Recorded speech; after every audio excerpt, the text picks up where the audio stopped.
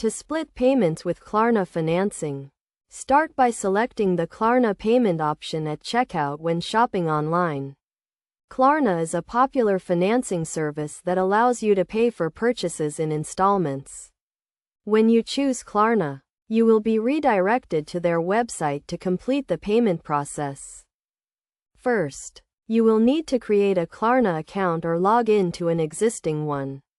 This will require providing some personal and financial information to determine your eligibility.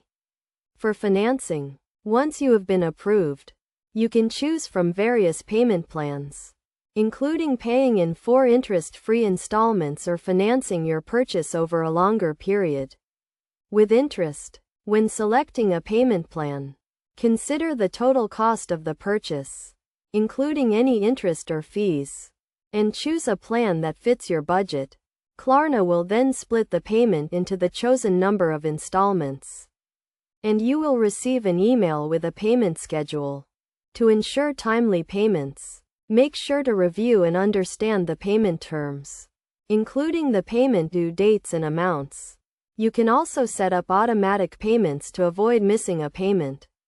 If you need to make changes to your payment plan, you can contact Klarna customer support for assistance.